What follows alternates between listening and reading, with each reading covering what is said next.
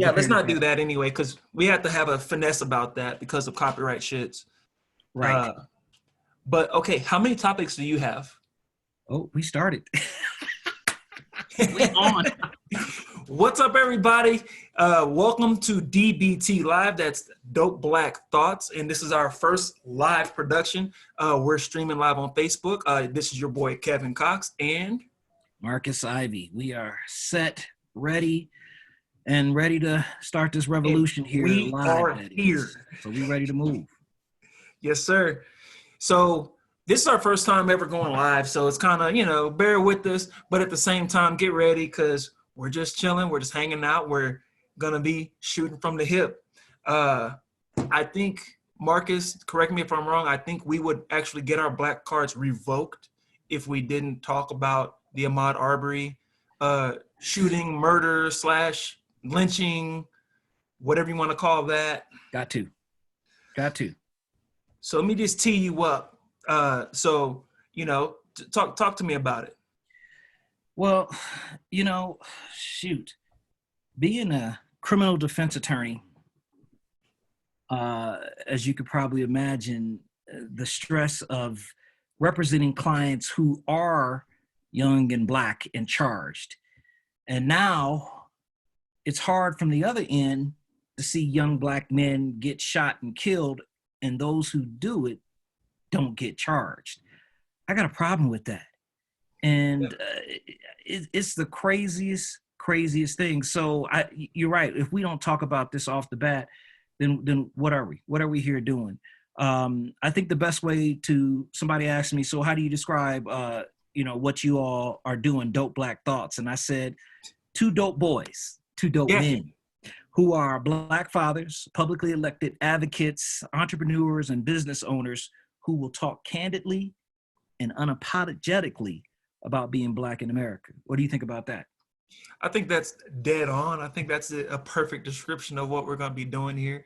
And the biggest, kind of mental pushback I always had was, well, now I'm on the school board. I don't know if I can get out there and speak. But, after a couple of years, man, I'm just starting to feel like we're liaisons to the community. Like we have to be regular people. We have to be the community. And that's why we have to have conversations like this. But in this case, school board hat off.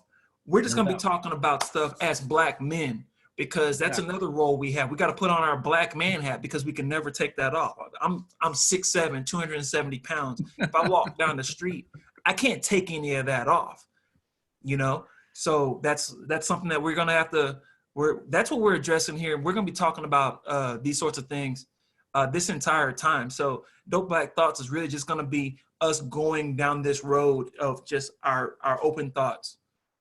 And I think there's no better way to explain that than the way you just did it. Folks have been asking, what else can we do? Well, sure, we're elected, but we're not here as electeds. We are here as two black men, two black fathers who see this stuff, deal with this stuff. Of course, we have responsibility in our elected positions to take care of and address these things. But this is kind of a way to vent. And sometimes that's all I can do. And so at the end of the day, although I can't be in Georgia right now, I'm here. And so we're going to make it known at this stage. So let's talk. Let's talk candidly. I got a text message. And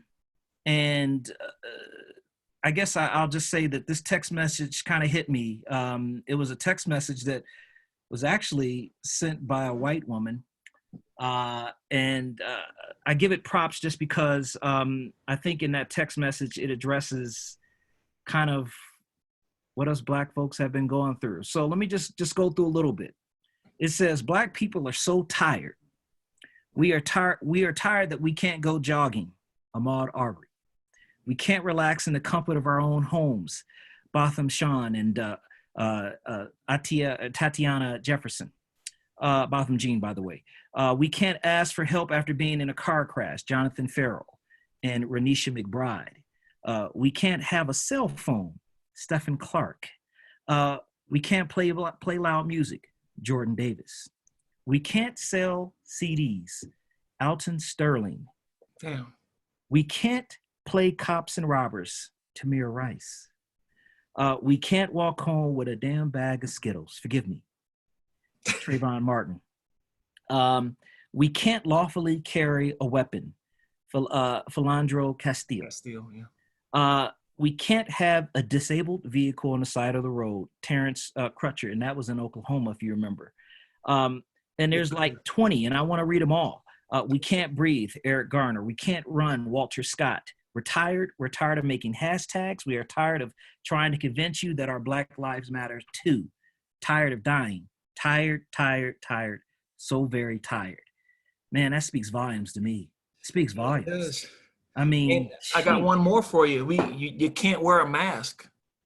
Elijah McClain. Elijah McClain, local, Aurora, Colorado, right where we are. Can't wear a mask. Not even a year ago, wore a mask, then commit a crime.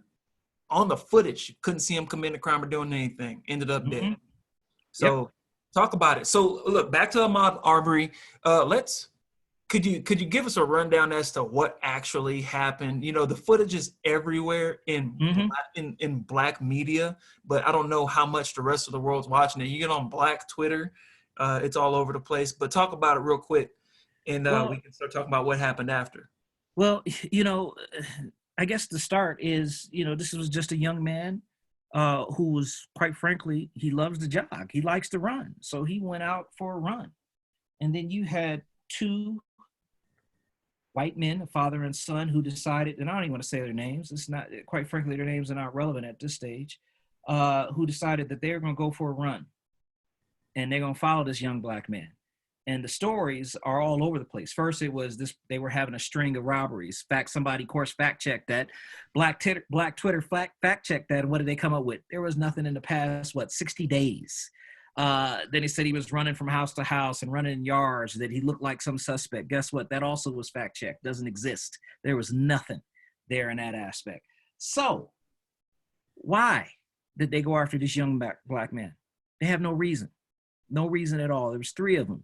And then they decided to pull their truck out in front, cut him off, go around, come out and confront him, one with the shotgun, the other one who was in the back of the truck with a handgun, and then the person who I believe was on the camera may have also had a gun as well. That's all we know at this particular point in time. Yeah, I thought I heard he was an off-duty police officer. So the father was a, and I'm trying not to get my facts wrong, but he was he worked for the district attorney's office, and he may have been a police officer in the past, but he worked for the district attorney's office, and working with the district attorney's office as an investigator. So he did a lot of their investigations. And so you saw this carousel of special prosecutors. So in Colorado, we have special prosecutors just the same. Essentially, if something happens in the jurisdiction, they pass it off to someone else to investigate. It happens in Aurora, they'll pass it off to Denver or whatever to do an investigation because they're separate. Quotation marks, separate. So they'll do a separate investigation, and then from that investigation, what they'll do at that point is make it determine whether or not to file charges. However, in Georgia, the third or fourth DA says, well, I think we should pass this off to the grand jury. However, the grand juries have been suspended in Georgia by the Supreme Court of Georgia so that they cannot actually conduct a grand jury investigation. But here's the thing. This is so blatant, they don't need a grand jury. District attorneys have the complete autonomy to file charges when they see fit. They can do it right away. So they don't need a grand jury. What do they call that? Prosecutorial discretion? That's exactly what it's called. They have the absolute discretion to make a determination whether or not they're going to file charges or not. And so to not file charges, to me, is chicken. At the end of the day, is chicken. And then you got people trying to say, well, is this accurate? Is this video really of this? Come on, let's not play dumb. You know what? That's a massive trend that's been happening since America has been becoming woke and understanding that, you know, when you kill Black people, it matters just as much when you kill anyone else nowadays.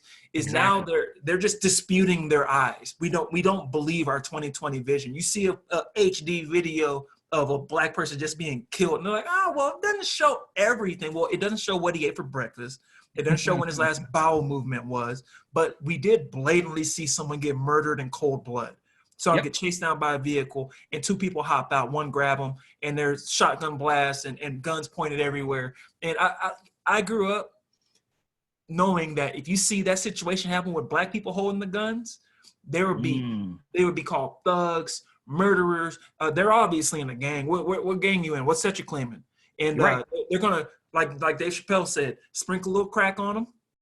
You know, hey, look what we found in this pocket. We found a little rock here. What are you doing? You're going to get high and you have to kill somebody so you can get you another hit. But what I wanted to drop on you was there's a scoop this morning from CNN that the older gentleman, the father in this duo, this murderous duo, he was involved in a prior prosecution of Ahmaud Arbery. Really? Huh? Is that legit? I'm looking at it right here. Glenn County, Georgia, CNN. One of the men accused in the fatal shooting of Ahmaud Arbery was involved in a previous prosecution of Arbery, according to a letter written by a prosecutor who was since recused himself from the case. Oh no, you are spot on. Now the plot thickens. It gets thicker. And you know what? Were these two white men arrested immediately? No, of course not. No? I shouldn't be so sarcastic. Okay. No, they were not arrested immediately. But you know, the pressure came. You had you can go on Instagram and you saw a lot of the hashtags, and you saw a lot of activists, social activists, who also started to say, "Hey, this has got to stop, and you got to get something done." But here's the thing: although they were arrested yesterday, and there's video of them getting arrested, being arrested is not justice. It's not over with yet. There's still so much to do. First of all, this prosecutor needs to grow a little bit of a spine and just go ahead and charge these gentlemen. Let's just put it that way. I'm not trying to be what we're calling it nowadays. But they have to. And that's what it is. At the end of the day, they need to go ahead and charge these guys instead of letting them just sit there. We need to know what the charges are. And at the end of the day, this is premeditated murder. Hence, why is the 18th Judicial District Attorney's race so important? It's things like this. Yeah. And you know, I've never dipped my toe into a DA's race, but I've never been as politically astute as I am now. So now I understand there's an elected official that chooses whether or not most major charges go to court. Yep. What? As a black man, I damn near need excuse my language, I almost need my black car revoked by not getting involved in that and throwing my shoulder onto it and making sure that goes the right way, because we're dying out here, y'all. We're dying. So check it out. So they wrote a letter. They wrote a letter about this whole thing, saying that old buddy was involved in the prosecution, right?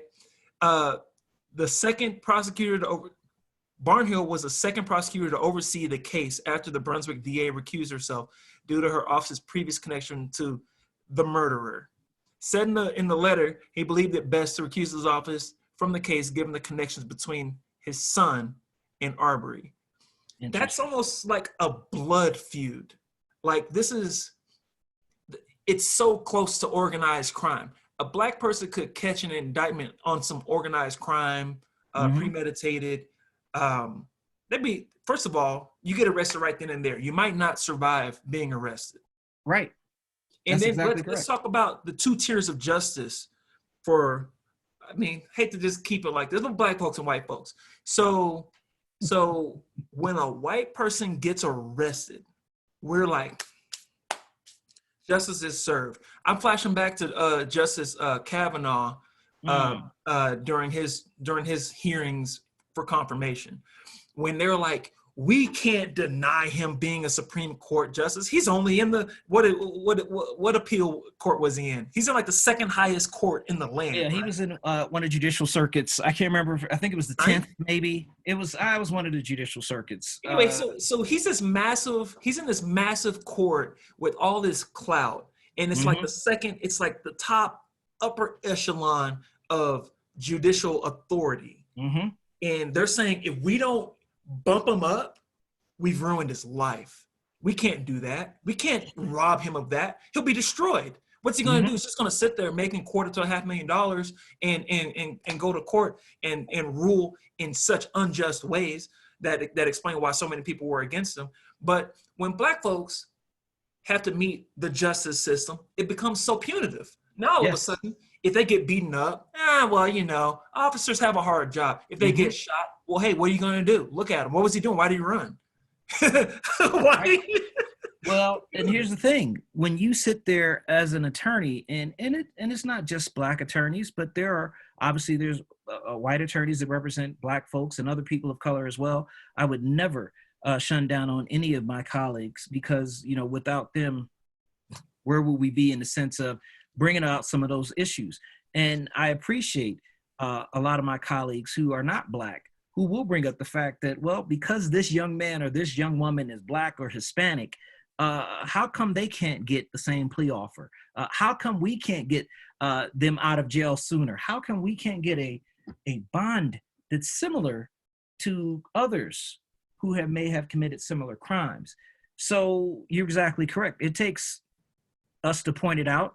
And unfortunately, I don't feel sorry for Kavanaugh. I wouldn't have felt sorry if he didn't get it anyway. This man is already, I hate to use the word tenured, but he's been on the bench long enough that he's vested. His interest vested. He's fine. He could have went back to the bench there and did what he was doing anyway, which was writing bad case law and destroying things. But he could have just continued to do that for that particular circuit.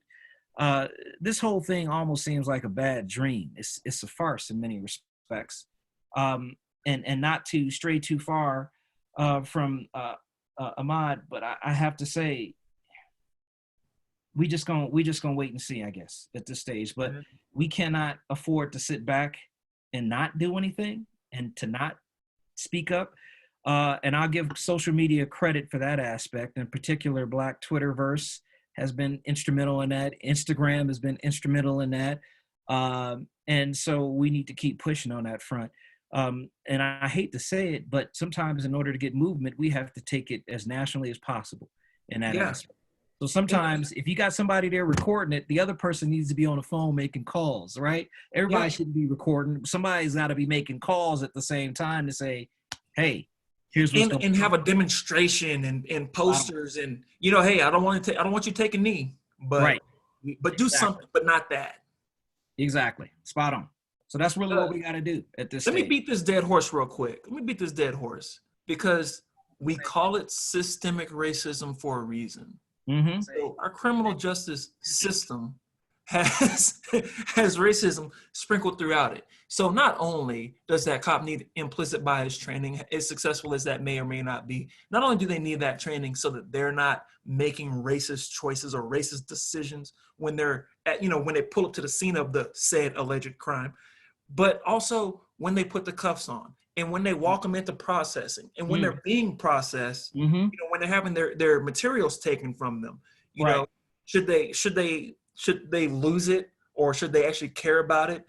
Whenever they go in, you know, are they given what they need? Do they have a bed? Do they have sheets? Do they have shoes? Do they have underwear or soap or whatever's provided by the jail? But also when they go to court and then it gets appealed all the way up, all the way up these layers, you have people like, let's go back before Kavanaugh. Talk about Gorsuch.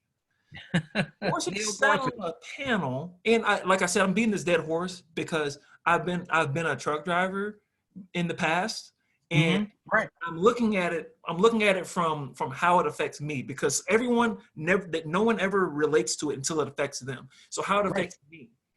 This Black man was pulling a load in a blizzard.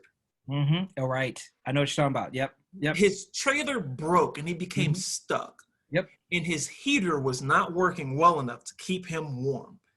And he waited it out. He's waiting for the trailer repair people or for whatever to happen. He's waiting for this whole thing to kind of, come to fruition.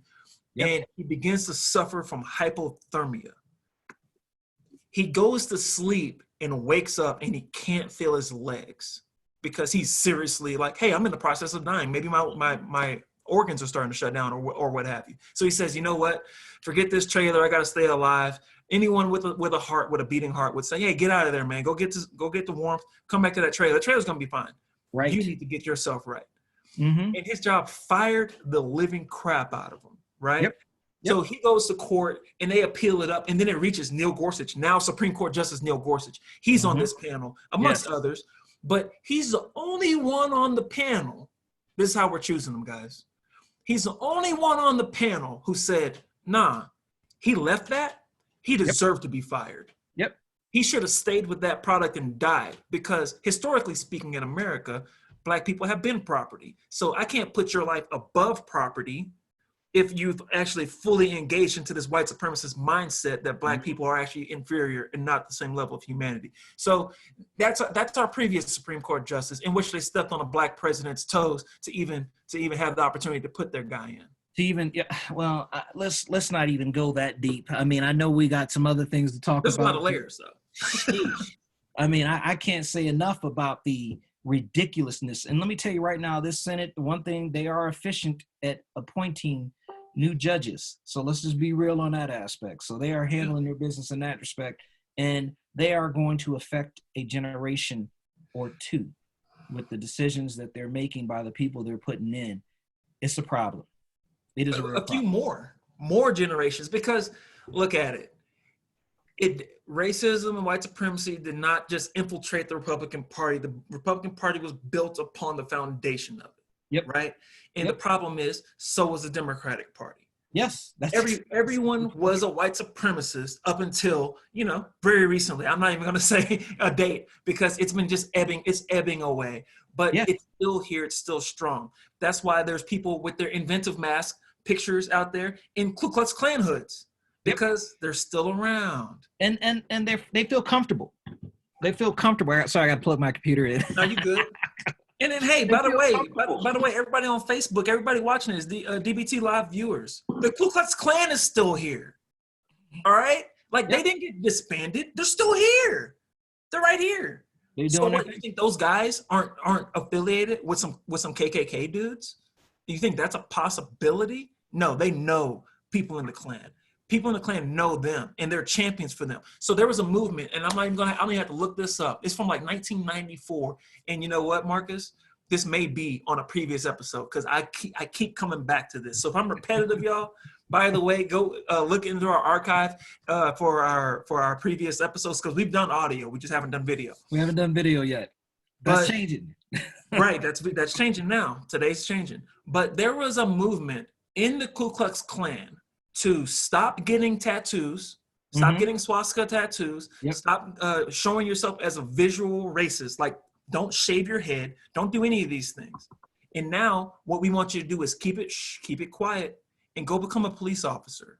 Go to the military, come out and go become an elected official, get into these positions of power, because we need our message and our tactics to infiltrate into the system, so we won't get beaten up by the government. And this is documented. They're called ghost skins. Yes. GHOST skins. When I was in college, we actually studied that. When I was studying gangs in college, during my criminal justice days of studying that, we studied one of the gangs, which was the Ku Klux Klan, and how they changed their policy internally to go from being so out in the open to let's infiltrate. So spot on. You're right. You're right. It's legit. It happened. So that was the news break. Hey, by the way, KKK is still around. They're still alive and kicking, and they're smiling in your face, making you a pile like Paula Deen. So I shouldn't laugh, but I shouldn't. But I always drop Paula Deen on them. Yeah, another subject for future discussions. So definitely. So our previous episodes that we did really started off talking about, well, because at the time when we first started this was months ago, our first case was Elijah McClain. Yeah. That was the very first situation we kind of started. We were pissed, weren't we?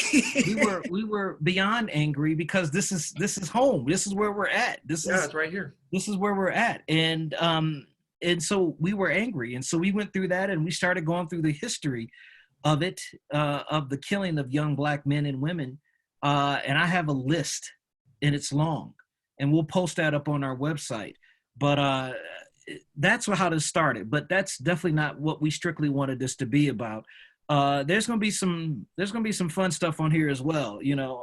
For instance, one of those things we're gonna talk about is black men and our hair products, right? so, so I'm on here looking rough, and Kevin's up here looking fresh and shaved. So now I feel like I need to go back and go cut my hair or something. I'm looking rough. All right, but I And got you. look, y'all, I'm gonna tell you a story about a poor young Negro named Kevin Cox. All right. I used to come to school nappy headed, ashy, because I had the 99-cent store lotion. You know what I'm saying? And you put on that grease and it works for like 2 or 3 hours and then you're back ashy. I was like Ashy Larry minus the Newports. You know what I mean? But I'm a dry person. I put on lotion, 10 minutes later I'm dry again. So it is what it is. But at the same time, the hair was so visible from so far away. So we would save up, we like recycle cans so we get money to go get a $6 haircut, right?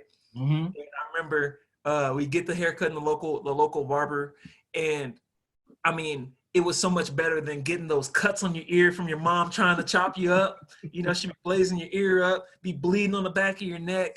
So I'm not a cheapskate. I'm just frugal, and I think about where I spend my money before I do it. Sometimes I think too long, which can be Right. frustrating. I hear you. I hear you. But I'm not mad at you.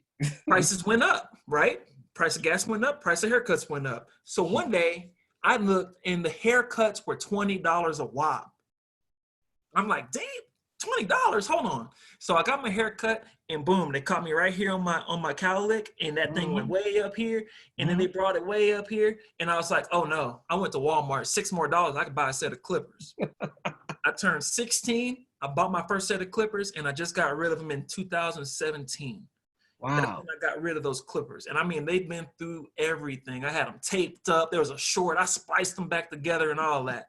I knew my clippers like night and day. But now I have, the professional stuff, the T-liners and the Andis.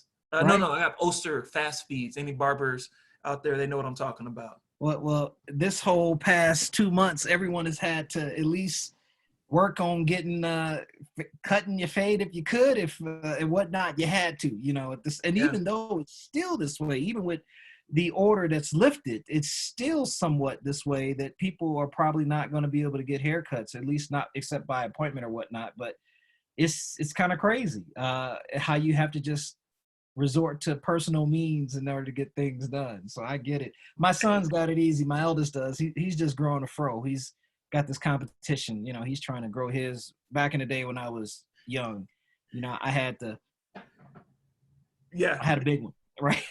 So, and you know what? I would grow a fro in solidarity with them. I think I'm starting to thin, bro. I'm starting to thin right about here.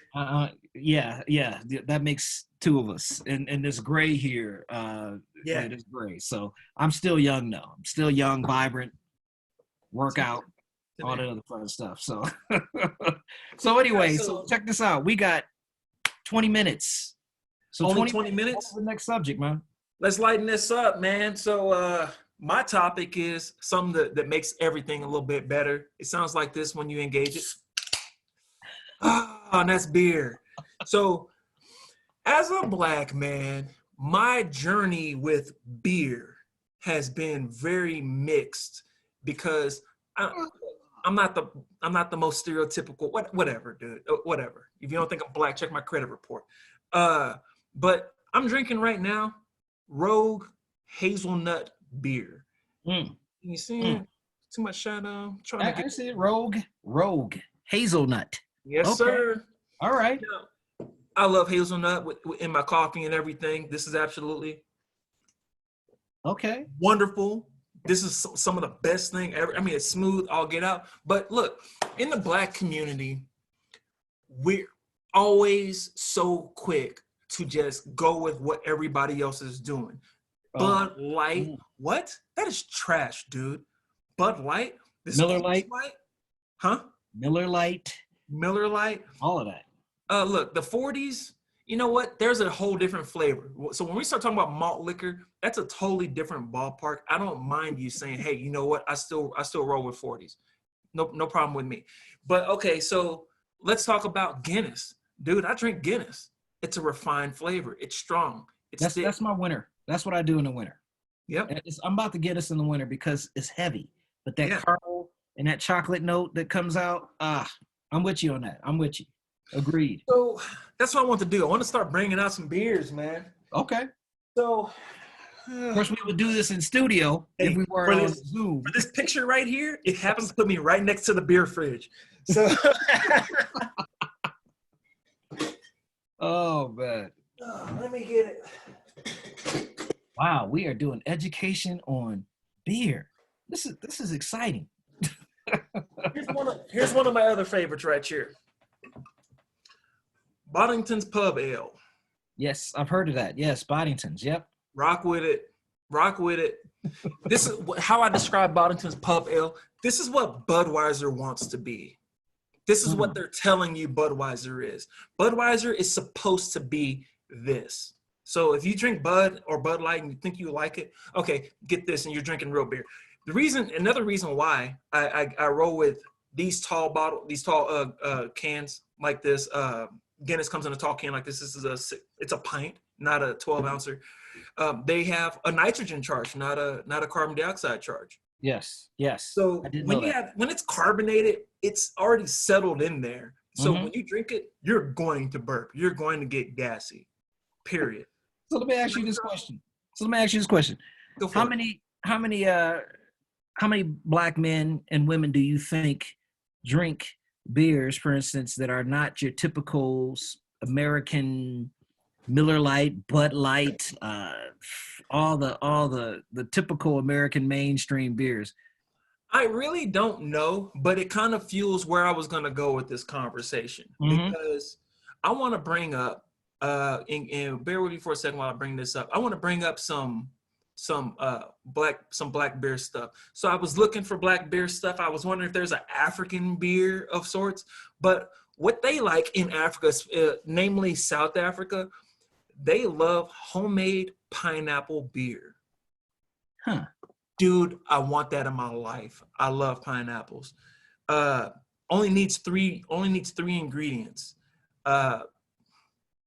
Sugar, pineapple, and I'm willing to bet that's yeast.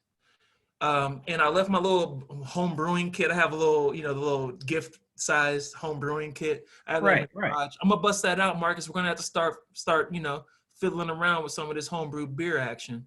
So that's a great point. I'm actually glad you brought that up. Go ahead, though. I want you. I just found something, so I want to talk to you about it. But go for it. Okay. Because here it goes. I can go for 20 minutes on this right here. If you go to Black Wall Street, official blackwallstreet.com, there's a list of 11 Black-owned breweries. And the article is actually 11 Black-owned breweries to support on St. Patrick's Day and beyond. And I just want to name these off because they're all over America. There are none in Denver, none in Colorado that I've seen. And, that's something that needs to change. We need to talk about that. But here's 11 different Black breweries. Black Frog Brewery in Holland, Ohio. Then you got Cajun Fire Brewing Company in New Orleans, Louisiana. Down Home Brewing Company in Atlanta, Georgia. Looks like at least 4 or 5 flavors there. Spaceway Brewing Company in Rocky Mount, North Carolina. Harlem Brewing Company in Harlem, New York. So it looks like they got a neighborhood original beer, and then they have a Sugar Hill. So I'm guessing, hey, look, in the picture they got it next to some fried chicken with some spinach and some macaroni and cheese. Man, they got it going on over there. See, I looked. I had to go to the website. I'm actually excited about that because I didn't know that there were Black brewing companies. Very And few. frankly, at the end of the day, now, see, mostly I don't drink a lot of beer these days, but I cook with a lot of beer, in terms of how I do it. But now I feel like I need to go to these companies and see if I can order in and bring in. So the next gathering, we gonna have a Black brewed craft beer night. Talk about it. Here, next beer, Sanoka Beer in Washington, D.C., featuring beers inspired by West Africa. I do believe one of their flavors, it's hibiscus pale ale. So it's got some hibiscus flavor to it. I don't even know. I've never even eaten hibiscus, but I want to know now. Harris Family Brewery in Harrisburg, Pennsylvania. Brazo Fuerte in Boston, Massachusetts. Patuxent Brewing Company in Waldorf, Maryland. Rhythm Brewing Company in New Haven, Connecticut. Three Spirits Brewery in Charlotte, North Carolina, and 18th Street Brewery in Gary, Indiana. Gary, it's where my family's from. Yeah. So, yeah, wow, really, in Gary. Now I have to call up the family and see if they know about that. You got to That's support actually them. You got wow. to support them. So why I brought all that up is because I like different flavors, man. I try, too much of the same thing, and it gets burnt out to me. Maybe Yeah. I go too ham on it, at first, and then I burn myself out, and I want to try something new. And hey, that make that a personal flaw or whatever. Try to get back on this window.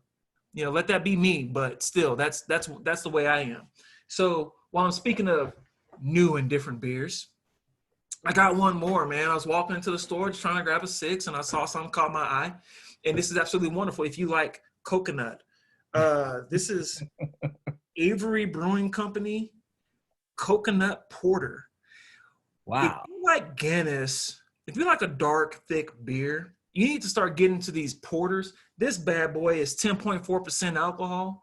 So you have one good porter, and this one's coconut flavored. It smooths it out because porters are strong, Yes, right? they are.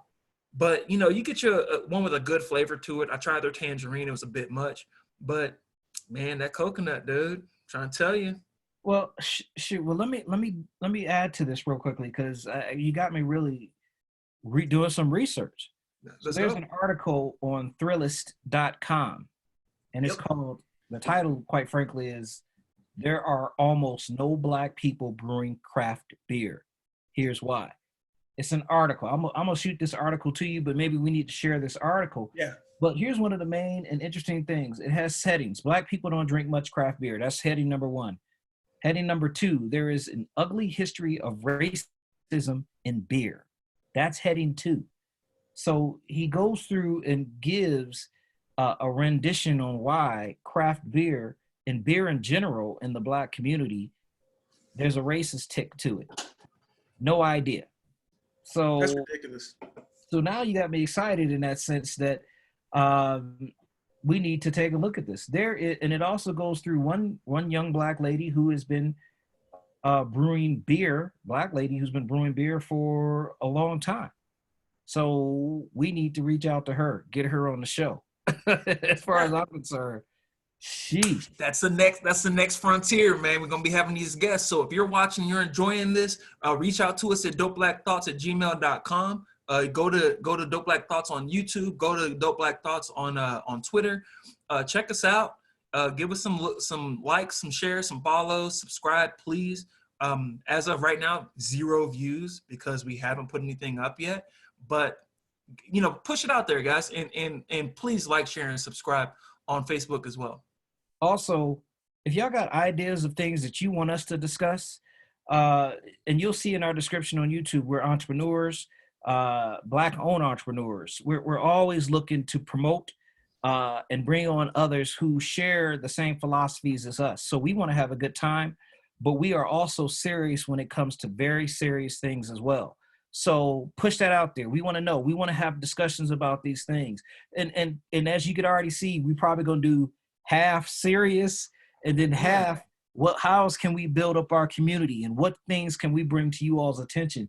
Kevin just educated me. I didn't really think about craft beer for Black people. And there's a whole community out there that does this. So we need to get up on this. And if you go through the official routes by becoming a certified minority-owned business, Right. you're eligible for more grants, loans, and supports in the system of a small business owner. Exactly. Than your average white middle-class business owner. So work the system with that you have in place and utilize the resources that are available first. So honestly, anyone thinking about brewing some craft beer, holler at your boys and let's talk about it. We want to support you in every way possible. Because you know what? There's a brewery right down the street from my house. I didn't really like any of their beers. Didn't really like them. I'm not even gonna name their name because that's not so positive. But I have an idea. But on the other hand, what can we do to get a black brewery here in Aurora? I know when I was part of the Aurora's Community Housing and Development Committee, I was the chair of that committee for a few years. We were always looking for bringing in new businesses, things of that nature. So the question becomes is how can we get maybe a Black owned or woman minority owned Yo. businesses into Aurora, in particular in that realm. Beer is popular all day. It's popular. And see, Why they're not? not. If you're just looking at this at face value, oh, Kevin wants to get drunk on the podcast. No, let's get serious with it. No, no. These are potential Black businesses we can break into. And by the way, if you're out there looking for podcasts to listen to, go to Black Entrepreneur Network. That's a Yes. Black man that's been doing it for a Yep. long time. And he's putting out Absolutely. good information. It helps you get your mind into that space. So anything that I like, I try to think about how I can make money. The way I teach my kids about it is don't think about what job you can get working for whoever. Think Mm-hmm. about how you can monetize that and you can make a living doing that. If you love What it, if you you like enjoy. it, Exactly. yep. If you enjoy it, make it. And if you can make it, it's not going to become a job. It's not even going to become a career. It's going to be a life passion at that stage. So let's Absolutely. find out what we can do in that aspect. But at the end of the day, we just getting started. And just to be honest and full disclosure, you probably going to hear some things that will come off as controversial. So what? I mean, we about having discussions, and especially on our Facebook live, when we start running that a little bit more, we want to hear your comments. We want to get your questions. We want to get your thoughts as we monitor that aspect of it, as we want to try to respond to those things. In fact, Amy Patton came on and said she believes that I think Gorsuch or what you call it, Kavanaugh is from the DC circuit, and she's correct. He was from the DC circuit. So it's stuff like that. Correct us, because I'm not trying to sit here and have this be Absolutely. incorrect. So I don't even have Facebook up. I may be getting comments right now. I don't even know. hopefully nothing negative. I ain't had time to check. Right? But no doubt. So I would say this is episode 1, but it's not. This is like 4, something like that, 3 or 4. So we got to get More than that, dude. I don't even know. See, okay, so guys, that's what we're gonna do. We're gonna push this archive out. There's gonna be audio only on the previous stuff, and we're gonna continue making this video content like this. So it'll go up on the website once we get that all settled out, and it's definitely gonna be on YouTube. This should be on YouTube, easily findable for everybody right now after this broadcast is over. So just keep on checking back with us. And if you have questions, comments, obviously go to dopeblackthoughts@gmail.com. Send us your suggestions. And also, if you'd like to be on the show, if you got something to talk about that has something to do with dope Black people, all day. If you got ideas, jobs, don't come on with no scams. We gonna vet that. I got a couple of investigators that I can call up. We gonna vet that. No, come on with real live content, something that you want to push and promote that you think is worthwhile, that benefits the Black community. What did I say earlier? We are unapologetically Black, and that's no diss to anyone else. It's just that at this stage, we want to help those like us. We want to help promote them, put out their business, and see what we can do to assist and give back in our own way. But rest assured, we're gonna be real. This is not Absolutely. about being sorry and unapologetic. We're gonna be real. Yeah, because in the political arena, so much we have to be politically correct and talk about people of color, right? Here's the issue. In Colorado, we're 3% Black or something like that? It's single digits. Mm-hmm. Much less so than a lot of places in the South, a part of the population. So we have to get specific sometimes to try to make sure that we're looking out for our own. We got to do our homework. We got to be, do our due diligence before we start talking about other people 100% of the time. We got to make sure we're looking out for us, and pull us up to the forefront as well. So, I'm here for all the other communities, all of them. I'm here for them. But we also got to get us right. And this is what part of our conversation about is getting us right. Because one thing that they have a big old thing about saying to us is y'all do this for yourself. And Black folk always got their hand out. Oh yeah, we got our hand out. Now we're talking about doing it for ourselves, and don't get mad. So big shout out to a young man by the name of Chris Royer. Great guy. He helped me and my wife sell our house and then buy the current house. So as I told you, Kevin, I'm actually in the process of about to get my real estate agent, or called broker's license, right? because at the end of the day, I'll probably have that by the end of this month. At least I'll complete the courses by the end of this month, and then I'll take the test. But why not? I'm thinking, what else can I do to better serve my family, but also the community in that aspect as well. So I give a shout out to Chris Royer, because quite frankly, he kind of motivated me to do that.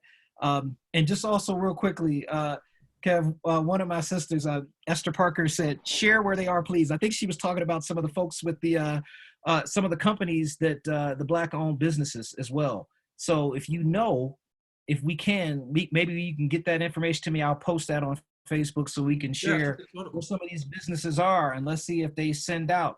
Another friend of mine joined, Amy Henderson, who's in Nevada, and she is a big craft beer connoisseur. All right, so we have to be careful when we start talking about that, because she knows her beer just the same. So anyway, but we do need to promote that and put that out there just the same on that aspect. But what else? What else? We done? Is we done for our first live?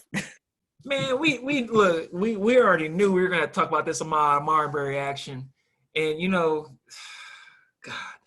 All right, so let's bring it back to reality. We're still in the COVID-19. We're still in basically stay at home. We're starting to reopen and whatnot. But Black folks, put on your mask. Are you hearing what I'm saying right now? Like, everywhere I go, all right.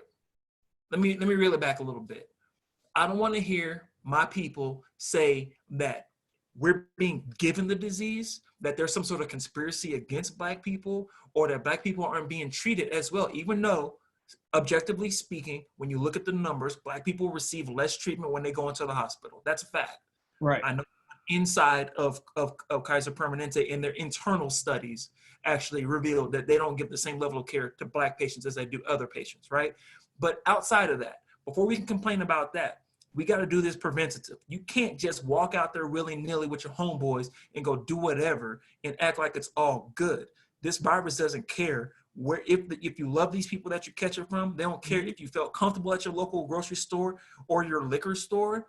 It doesn't matter where you're at. Because I just came from a liquor store. I saw people look like me not wearing the correct PPE.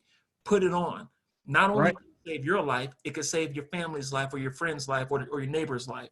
So let's not put the conspiracies out there until we stop helping fulfill the prophecy. And we're not trampling on anyone's abilities and rights to do as they see fit. Do what you want.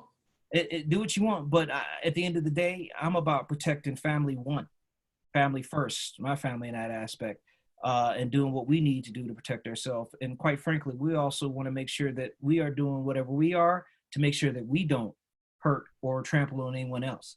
Thankfully, nobody in my house is sick, but if we were, and we had to be out, we want to make sure that we are not spreading that aspect. So I'm with you. None of this conspiracy nonsense. Take care of yourself, take care of your family, and move forward in that aspect, and educate yourselves. Don't sit here and buy and believe what everyone says. Educate yourself. And look, I'll give the olive branch. There are conspiracies going on. Mm-hmm. There's tons of stuff going on. Those two gentlemen, oh my God, those two murderers that killed Ahmaud, they conspired against him.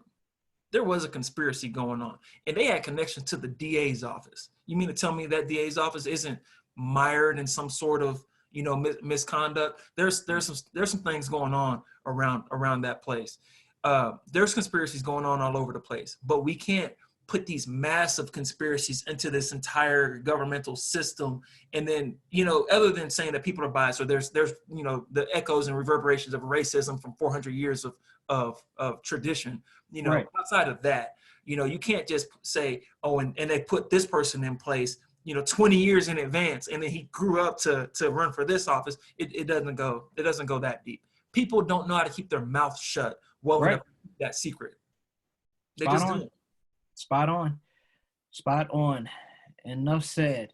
With that, we thank those who were able to pop in and watch for a little bit, step off, come on back.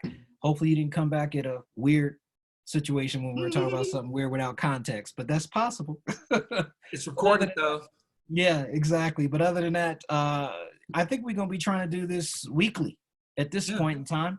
I think we need to, because for me, it's a way to vent, too many times when I sit in those courtrooms and I see the things that I see, oftentimes does me no good. I can't go there and cuss out people. I can't go and cuss out the DAs, can't cuss out the judge. You just got to deal with it and try to find a way to fight through it. So for me, this is therapy just the same, and I hope it's therapy for you all as well. So with that, we will say peace from DBT, and we look forward to seeing you back again. One. Peace.